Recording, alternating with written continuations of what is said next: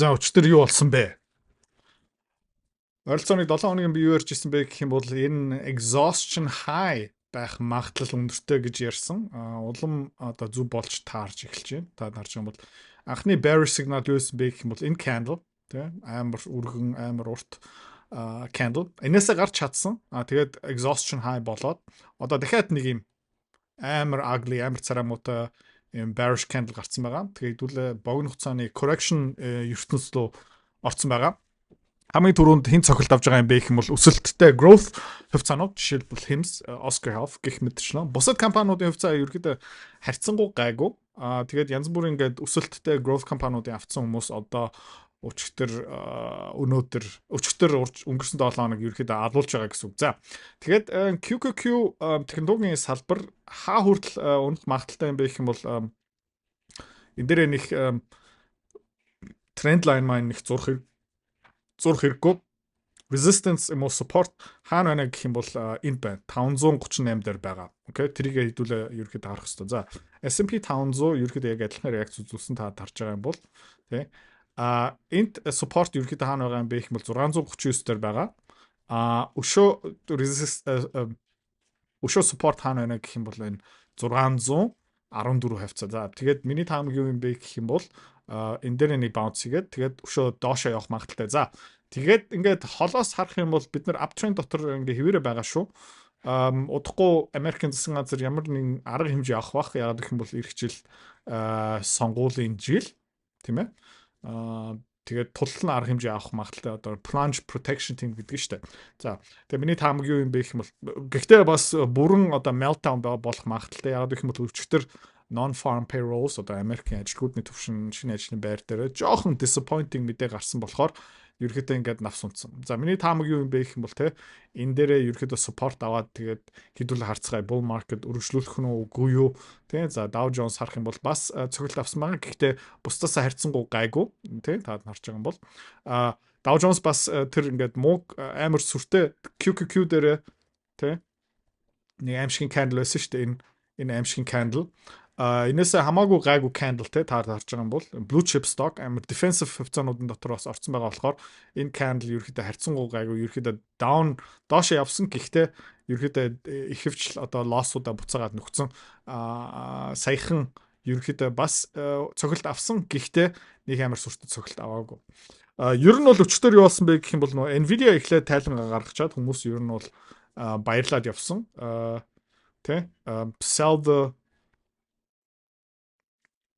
sell the rumor тэ buy the rumor sell the news өдөр ерөөхдөө болсон та харж байгаа юм бол pop хийсэн 195 хүртэл за тэгээд ерөөхдөө зах зээл тэр чигтээ тэгээ энэ хавар юу болсон бэ гэх юм бол ер нь бол ингээ бодчих заяа нэг MicroStrategy дээр айгуу гоё тайлбарлчих заяа MicroStrategy ерөөхдөө ягаад хүнд байдалтай орсон байгаа юм бэ гэх юм бол та нэг харж хэдүүлээ эндээ бас short ороод ямар хаашин дээр орсон бэ гэх юм бол 11 дээр орсон одоо 13.84 дээр байгаа хөрх ашигтай явж гин. Өнөөдөр бас баг зэрэг энэ short дээр нэм гихтээ хэдүүлээ одоо баатар болохгүй шүү. Одоо all in тиймэрхүү юм хийхгүй. Хэдүүлээ энэ уналтын үеэр тэгээ багцаа баг зэрэг хамгаалах хэвээр. Нөгөө алдгал арай бусдаас арай баг байх хэвээр. Тэгээ энэ хямрал дуусчаараа хэдүүлээ short-уудаа зараад буцаагаад тэгээ нөгөө өсөлттэй компаниудын хувьцаа хямд үнээр авъя шүү. За одоо ингээ баатар болох цаг ерөөсөө биш. За хувьцааны арилжаа хөрөнгө олт тэгээ мөнгөөр мөнгө олох. Амар сонирхолтой байгаа ч тий. Гэхдээ амар хэцүү. Хэвч хүмүүс нь ерөөсөө чаддгүй. Ягаад чаддгүй юм бэ гэх юм бол ментор багш байхгүй. Community байхгүй. Одоо сайн сонсоорой. Тэ. Би school community нээсэн. Тэн дээр юу зааж байгаа юм бэ гэх юм бол энэ толгоонд байгаа хөрөнгө олтын бүх чадвараар чамтай хуваалцаж байгаа. Тэрнээс гадна би ямар хувьцаа хизээ ямар ханшаар хэдэн хуваар авж байгаа юм бэ тэн дээр ил тавигдсан байгаа. Чи нөгөө дүр аж бол. За. Манай community-д нэгдсэн хүмүүс одоо 1 сарын байдлаар доллараар тэ ойролцоо 50-60% өгөөж аль хэдийн авцсан байна. За чи миний энэ чадварыг сурмаар байгаа юм бол энэ видеоны эцэст тийм манаар автна чам дэлгэн мэдээлэл өгнө. Тэгээд school community дотор уулзъя. Тэгээд нэг харж байгаа бол өчтөр close хаана хийсэн бэ гэх юм бол томоохон support дээр хийсэн. Гэхдээ pre-market дээр ерөөхдөө энэ support-ыг цогцсон байгаа. Тэгээд MicroStrategy дээр юу хэлэх гээд байна гэх юм бол хэдүүлээ одоо Google ашиглая. MicroStrategy хэдэн биткойнтэй юм бэ? Одоо 8000 үгүй 650,000 биткойнтэй. Окей. За. Тэгэхээр 650 мянган биткойн юу юм бэ гэх юм бол төгжигдсэн байгаа нийлүүлэлт. Окей. Төгжигдсэн байгаа нийлүүлэлт. Хизээ нэг цагт энэ зарагдчих юм бол 650 мянган биткойн. Одоо өнөөдрийн биткойны ханш 650 мянган биткойн. Окей. Пап үржүүлэх нь за 85 мянга гэж заяа. Хэдэн бэ гэх юм бол 55 тэрбум долларын бороо орж магадгүй байхгүй юу? Борлуулалтын захиалга орж ирж магадгүй. За тэгэхээр 55 тэрбумын борлуулалтын захиалга ороод ирчих юм бол энэ зүгээр навс унчин. За. Тэгээд энэ биткойны ханш өсөх тусам, окей? Биткойны ханш 60 мянга дээр байх юм бол урт хугацаанд эзэмшиж байгаа хизээ нэг цагт зарах хүмүүсийн биткойны үнц нь өсөд байгаа байхгүй юу? Хизээ нэгэн цагт заяа асар өндөр тийм биткойны зарах захиалга ороод ирэх юм бол тэр бол 60 мянга дээр тооцогдохгүй 100 мянга дээр 120 мянга дээр тооцогдох юм бол кэш ерөнхийдөө системээс гарч байгаа гэсэн үг байхгүй liquidity гарч байгаа гэсэн үг. Окей. За тэгээд liquidity байхаа болчих юм бол хүмүүс тэгээ үн ханш ингээ буурчин. За тэгээ биткойны ер нь үргэлж хамгийн том асуудал нь юу байдаг юм бэ гэх юм бол дээшээ ингээ пуужинтдаг. За тэгээд ерөнхийдөө дээр байгаа олон одоо төгжигдсэн хорл хийж байгаа, hold хийж байгаа хүмүүс ингээ зарах захиалга оруулаад ирчих юм бол ингээ навс унцдаг байхгүй. За энд ерөнхийдөө хаана харагдсан бэ гэх юм бол энэ double top тий 60 мянга дээр 2 удаа топ хийчлээ. За тэгээд хүмүүс төвчээрээ алдаад маш ихээр одоо энэ баг 10 мянган доллар үнэтэй байсан юм одоо 60 мянган доллар олоод хүмүүс нь зараад эхлэх юм бол liquidity системээс доллар системээс гарч байгаа гэсэн үг байхгүй. Одоо яг адилхан ерөөхдөө доллар системээс эндээсээ гарч байгаа. Тийм учраас биткойн ингэж унж байгаа байхгүй. Тэгээд хамгийн асуудалтай юм юу юм бэ гэх юм бол биткойныг эзэмшиж байгаа юм бол эргүүлээ cash flow орж ирэхгүй. Одоо ядаж Tesla-гийн хувьцаа бол биш McDonald's-ийн хувьцаа авчи заяа. За ямар хувьцааг жишээгээр авах. За Coca-Cola авчи тий. Окей, Coca-Cola авчи. Coca-Cola-гийн хувьцаа үнцэнтэй бас хэдэн 360 тэрбумын үнэлгээтэй тий. Маш олон хувьцаа байгаа. Тэгээд энэ компани яадаг юм бэ гэх юм бол үргэлж ерөөхдөө дивиденд зарлж байгаа байхгүй. Одоо энэ тарыг тий. Дивиденд гаргасан 51 цент дивиденд ногтлоо шиг гаргасан 51 цент ногтлоо шиг 51 цент ногтлоо шиг тогтвортой ингээд 50 цент хувьцаа олгон дээр ингээд ногтлоо шиг гаргаж байгаа учраас тэр эзэмшиж байгаа хөрөнгөөс кэш гарч байгаа байхгүй. Окей. Кэш гардгүй учраас энэ биткойныг эзэмшиж байгаа хүмүүс яаж кэштэй ингээд золох юм бэ гэх юм бол заавалчгүй зарах ёстой. За тэгээд биткойны үн ханш ингээд өсөх тусам хүмүүс тэгээд хизээний цаг заа одоо би кэш авъя гэж хэлэх байхгүй. За тийм учраас ингээд унж байгаа.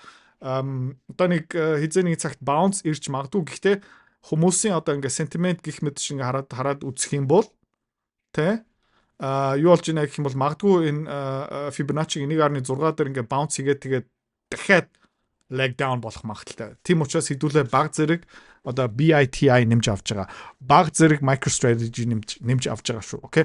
Туллын энийг авахгүй. Тэ яг гэх юм бол гинт pop хийх магадлал баатар болох юусоо хэрэггүй зүгээр одоо бусад хувьцаануудын ханшин бас унж байгаа. Тийм учраас тэр уналтаасаа хідүүлээ багцаа зүгээр хамгаалж байгаа гэсэн үг байхгүй юу. Окей. Тэгээ хэдүүлэнгийн багцаарах юм бол бусад одоо Duolingo гасаа бусад компаниуд ерөөхдөө худалдаж авсан ханшнаасаа ерөөхдөө хальт доогуур эсвэл тэр ханшинд ирсэн байгаа. Тийм учраас хэдүүлээ нэг амар сандрах хэрэггүй. Одоо Oscar Health ерөөхдөө унаад баг одоо дуусч байгаа гэсэн үг. За энэ хичээний цагт хэдүүлээ бас ингээ хэмслүү буцаагаад ормоор байгаа. За тэгээ таад нь харж байгаа юм бол нөгөө хэмс дээрээ зармаар байгаа хүмүүс нь нэлээд олон зарцсан. Одоо бас яг адилхан нөгөө $60 дээр нэг хувьцаа зарах юм бол нэлээд их кэш гарч байгаа энэ зах зээлээс.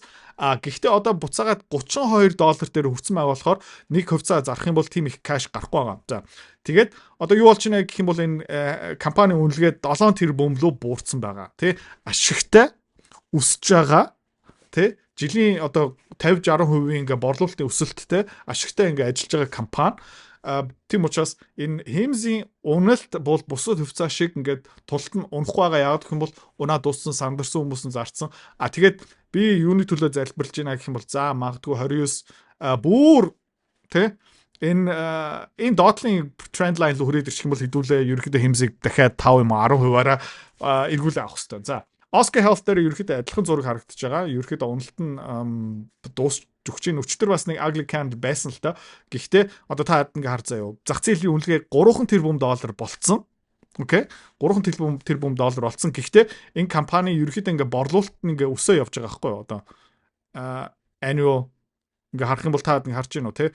2020 оны борлуулалт 462 сая төгрөг байсан. За тэрний дараа нь тэрбум 800, 4 тэрбум 5.8 тэрбум, өнгөрсөн жилийн эцсийн борлуулалт 9 тэрбум доллартай байсан байхгүй. Одоо 9 тэрбум долларын борлуулалттай удахгүй одоо ерөөхдөө ашигтай болгож байгаа компани хувьцаа тэ үнэлгээ 3 тэрбум болно гэдэг чинь биднэрт одоо бэлэг ирж байгаа гэсэн үг заяа. Тийм учраас Oscar Health дээр нэг сүртэй сандрах хэрэггүй. За, окей. Тэгээд алтыг ингээ хараад үзэх юм бол ерөөхдөө resilient тэ нэг амар сүртэй унсангүй алтны уурхаанууд нь жоохон цохилт авсан. Гэхдээ энэ алтны candle та харж байгаа бол яг энэ wedge-ээр ингээ явж байгаа. Окей, ингээд харах юм бол зүгээр ингээд жоохон негатив болж эхэлж байна. Энэ wedge-ээр жинкнээсээ одоо нэг fake out болоод өргөжлүүлээд өсөх магадлал бол нэмэгдэж байгаа юм байна. За, тийм болох юм бол хэдүүлээ энэ үеэр ингээд алт ингэж унана гэдэг чинь зах зээл нэлээд унна гэсэн үг байхгүй юу. За, тэгэхээр тухайн хэдүүлээ юу юм бэ гэх юм шортуудаас ашиг авчин. Тэгээ шортуудаас гарна тэгээ буцаагаад алт руу орно гэсэн үг. Окей. За silver бас ерөөхдөө нэлээд одоо бэртэй харагдаж байгаа. Өчтөн candle харах юм бол $50-аас $49 л унсан. Энэ дээр би бас нэг одоохондоо сандах хэрэг байгаа. За, юу болсон бэ? Бусдаараа бол MicroStrategy айгуу том асуудал дотор орцсон байгаа. Ерөөхдөө айгуу олон хүмүүс энэ хувьцааг авцсан. Cash ямар нэгэн ногтлаа шиг ерөөсөө өгөхгүй байгаа. Тэ? Энэ earnings-ууд нь хамаагүй тэгээ цаана эзэмшиж байгаа Bitcoin унж байгаа болохоор хүмүүс ерөөхдөө юу хийж ийна гэх юм бол энэ паниктж явж байгаа. За, тэгээд нэг сонирхолтой юм юу юм бэ гэх юм бол одоо monthly chart-ыг гаргах чи заяа. Тэгээд юу болсон бэ гэх юм бол энэ logarithmic chart-ыг ингээ харчих юм бол ер нь бол баг хуучин одоо оргил цэг дээр тэ хүрээд ирчээд ингээд түүх давтагдчихэв. Тэ? За, тэгээд хэдүүлээ ингээ харцгаая. Амар унсан байгаа ч гэсэн. За, тэгээ MicroStrategy түүх давтагдах юм бол оргил цэгээс хэдэн хувиар унсан бэ гэх юм бол 99.8% унсан байгаа. Could happen again. Тэ одоохон хаана явж байна гэх юм бол эндээ л явж байгаа. За, тэгээд support хаана харагдж байна гэх юм бол энд зурцсан байна. Энд support байна. $81 дээр. Дараагийн support хаана байгаа юм бэ гэх юм бол за энд нэг support байна. Тэгээд за тэгээ энд нэг нэлээд том support. Тэгээ сүүлд нь хаана юм бэ гэх юм бол энэ үеэр. За тэгээ 2019 20 оны ханш тэ $11 өөрчих юм бол тэгэл хэдүүлээ олон дахин ийшээ short ороод хүүхэн ашиг хийчихнэ эсвэл алгалуудаа ерөөхдөө нөхчин гэсэн үг. За тэгээ хэдүүлээ харцгаая MicroStrategy яах юм Bitcoin бас ингээ харах юм бол бас амар ugly харагдаж байгаа амар царамуутай харагдаж байна. За тэгээд энэ logarithmic chart-ыг тавьсан байгаа. Энийг ерөөхдөө regular болгочих. За тэгээд Bitcoin дээр юу харагдж байна гэх юм бол те одоо ер нь бол 79 мянга руу бараг хүрэх чинь маргааш нөгөө дээр $1 төрж магадгүй. Тухайд нэг жижигхэн bounce орж ирж магадaltaй. Тэгээ bounce хийх юм бол хэдүүлээ нэмээд short хийн. Тэгээд хаашаа явах магадaltaй юм бэ гэх юм бол бараг энэ $50 руу явах магадaltaй. За тэгээд $50 руу явчих юм бол MicroStrategy нэлээд хүнд асуудал он. Тэгээ MicroStrategy Bitcoin зараад эхэлчих юм бол тэгэл ерөөхдөө энэ тоглоом дуусаа. За, IonQ бас манай short position дотор бараг л тэ одоо энэ bubble pop болж байна. Харамстай юм юу юм бэ гэх юм бол хэдүүлээ нэг ихээр аваагүй тэ энэ channel-ийн юун дээр авъя гэсэн чи тэр бүтсэнгүү. Гэхдээ өчтөр навс унчлаа $40. Rigetti Computing бас яг адилхан Солонгост одоо хүмүүс бараг амиа хоорлж эхэлж байгаа ах гэж бодож байна. Тэ Rigetti Computing бас нэг амар ugly candleтэй та дарж юм бол 26-аас 22 л унтсан байна. QBTS энэ бүгдээрээ нөгөө scam компаниуд одоо бүгдээрээ алуулж чинь тэ та дарж байгаа QBTS бас ингэ яаж юм. За тэгээд манай IONZ бол сайхан явсан. Тэ up candle одоо pre-market дээр 647 дээр байна. Тэ хэдүүлээ өнөөдөр баг зэрэг нэмж аав. RGTZ бас хөөрхөн өсчлөө. Тэ 33 дээр байна. Алдсан байна хэдүүлээ. Гэхдээ амар баг мөнгөөр авсан л та харамсалтай. Тэгээд QBTZ бас $28 дээр явж байгаа. Хэдүүлээ энийг 24 дээр авсан. Одоо 28 хүрсэн байгаа. Тэгээ энэ улам дээшээ явах магадлал бол байгаа. Тэгээ хэдүүлээ өнөөдөр багаар Bitcoin MicroStrategy, Bitcoin Inverse Fund тэгээд энэ гурван quantum хувьцаан дээрээ short-уудаа баг зэрэг нэмж байгаа. Дахиад хэлье, баатар болохгүй шүү. За тэгээд өнөөдөр зах зээлийн реакцийг харцгаая. Миний таамаг юу юм бэ гэх юм бол те ерөөдөө нэг богино хугацааны correction орох баг. Тэ амар candle шүү. Тэгээд ер нь бол одоо нэг жижигхэн bounce тэгээд үргэлжлүүлээд тэгэл энэ 200 day moving average эсвэл тэ бас энд нэг томоохон support харагдаж байна. 560 руу буурах магадaltaй QQQ S&P 500 дээр бас ерөөдөө тэ энд ерөөдөө ингээд түрүүн хилцсэн. За энэгээр явах магадaltaй. Тэгээд Santa Rally ирч магадгүй let's see. Тэ энэ бол айгүй violent нэг товчхон хэдхэн хоногийн ингээ уналт болж магадгүй бас энэ үеэр болж исэн. Энэ үеэр болж исэн. За тэгээ энийг ерөөхдөө харцгаая. Одоо зах зээлийн хямрал 1929 2008 он яг болох юм уугүй мó баталгаатай биш. Технологийн компаниудын орлого ерөөхдөө ашигтай хэвээрээ Nvidia-гийн тайл нь амар гарсан. Тийм учраас зах зээл буцаагаад тайвширч магадгүй шүү. Харцгаая. Окей. За тэгээд нэг өдөр ирээ уулзгаа. Хэрвээ та манай эдгээр захирал бит хоёрын Earn Invest Be Free School Community-д нэгдэхийг эсвэл яг одоо үзэж байгаа бичлэгийнхаа хамгийн ихний линктээр дараарай. Линктээр дарснаар манай School Community-гийн ерөнхий мэдээлэл гарч ирэх ба хамгийн түрүүнд та school дээр өөрийнхөө профайлыг үүсгэх юм. Профайлаа үүсгэхийн тулд та заавал нэг зураг, өөрийн овог, нэр болон мэйл хаягаа оруулах шаардлагатай. Профайлаа үүсгэсний дараа та join гэж дараад Visa карта холбоно. Visa карта холбосноор сарын $29 төлбөр нь шууд татагдаад та манай community-д нэвтрэх эрхтэй болно.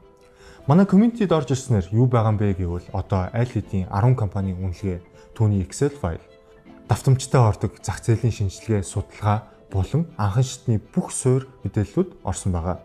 Мөн та надтай холбогдоод бүх зүйлээ асуух боломжтой. Хэрвээ танд сонирхолтой санагдчих байвал манай community-д нэгдээрэй.